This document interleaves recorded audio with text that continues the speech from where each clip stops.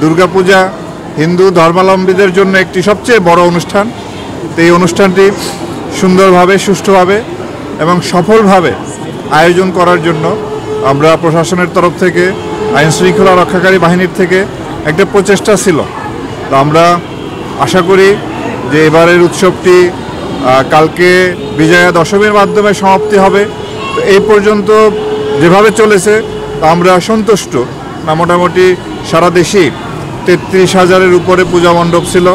আমরা তার নিরাপত্তার ব্যবস্থা করেছি এবং সেক্ষেত্রে রাজনৈতিক নেতৃবৃন্দ, স্থানীয় গণ্যমান্য ব্যক্তিবর্গ এবং সাধারণ মানুষের একে সক্রিয় অংশগ্রহণের মাধ্যমে কিন্তু আমরা এই নিরাপত্তাটা নিশ্চিত করতে পেরেছি।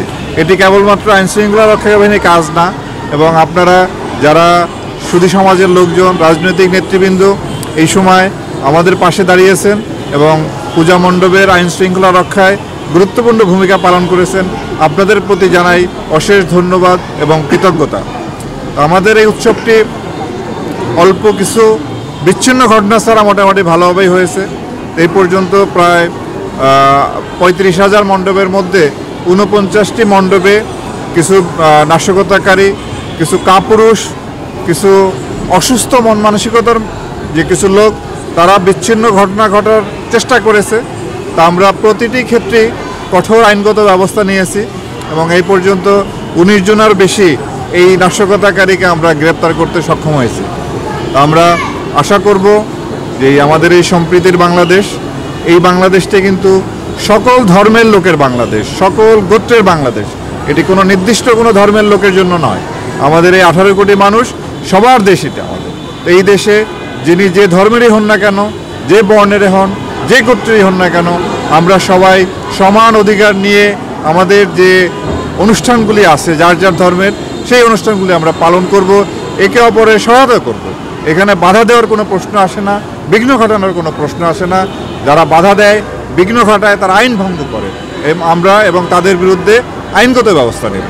আশা করি এবারের মতো আগামীবারও এর চেয়েও ভালোভাবে এই উৎসবগুলি আমরা উদযাপন করতে সক্ষম হব। আগামীবার যাতে আরও ভালোভাবে করতে পারি সেই প্রচেষ্টা আমাদের এখন থেকেই থাকবে। কারণ আমরা কোনোভাবেই এই দুষ্কৃতিকারী বা এই নাশকতাকারীকে কোনোভাবেই আমরা অ্যালাউ করব না। আমাদের এই চমৎকার একটি অনুষ্ঠান, চমৎকার একটি সম্পর্ক, আমাদের যে একটি চমৎকার এই যে ভালোবাসার যে সম্পর্ক, এই সম্পর্ক যাতে অটুট থাকে।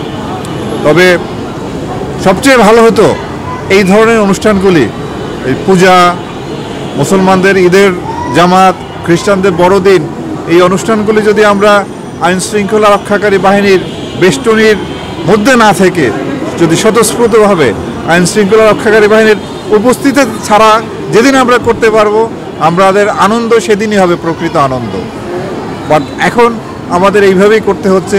আশা করি সেই দিন আসবে এই দেশে আমরা এই আমাদের যে ধর্মীয় অনুষ্ঠানগুলি কোনো রকম প্রহরা ছাড়াই আমরা স্বতঃস্ফূর্তভাবে সাধারণ মানুষের উপস্থিতিতে আমরা সম্পন্ন করতে পারবো। এই আশাবাদ ব্যক্ত করে, বিশ্বাস নিয়ে আমরা যে যার ধর্মের অনুষ্ঠানগুলি পালন করব, নির্বিঘ্নে পালন করব, কোনো রকম বাধা ছাড়া পালন করব, কোনো রকম বিপত্তি ছাড়া পালন করব।